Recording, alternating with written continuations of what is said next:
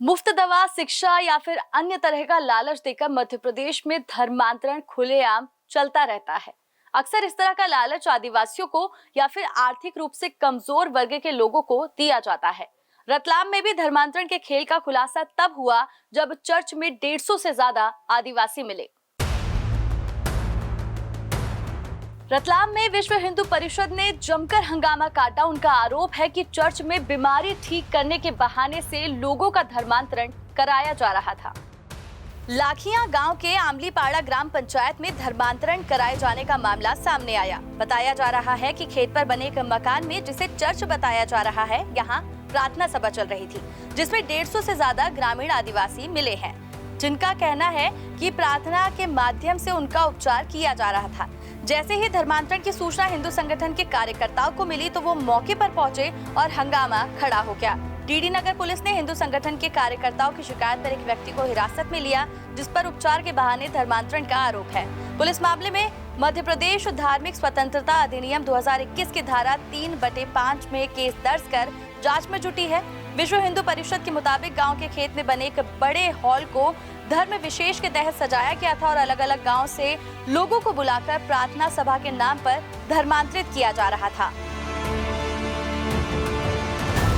रतलाम में धर्मांतरण को लेकर ये पहला मामला नहीं है। 2 दिन पहले भी एक स्कूल में एबीवीपी ने आरोप लगाया था कि यहाँ पर एक धर्म का प्रचार किया जा रहा है, उसको लेकर बवाल भी काटा था। रतलाम के जावरा में saint Peter's higher secondary school पर ईसाई धर्म के प्रचार का आरोप लगा।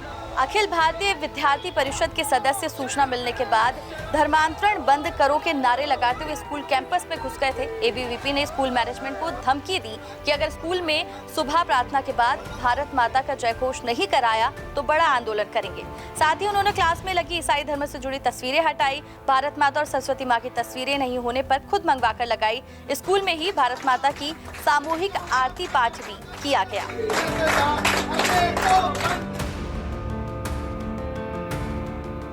कुछ दिनों पहले मध्य प्रदेश की राजधानी से भी ऐसा ही एक मामला सामने आया था, जहां वीडियो वायरल हुआ था कुछ महिलाओं का एक धर्म का प्रचार करने को लेकर।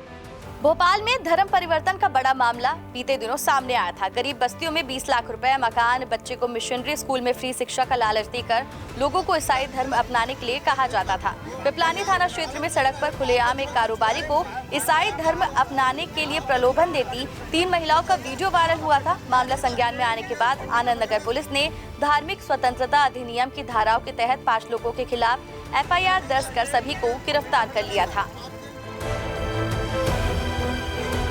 भारत के संविधान में धर्मांतरण को लेकर कोई स्पष्ट अनुच्छेद नहीं है, लेकिन राज्यों ने अपने हिसाब से अलग अलग कानून बनाए हैं। आइए जानते हैं मध्य प्रदेश में धर्मांतरण को लेकर कानून क्या कहता है।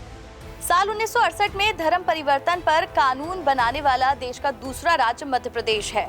पहले धर्मांतरण पर 1 साल तक की जेल और 5,000 रुपए तक का जुर्माने का प्रावधान था। SC/ST समुदाय के नाबालिगों और महिलाओं से धर्मांतरण पर 2 साल की जेल और 10,000 रुपए का जुर्माना लगाना तय किया गया था।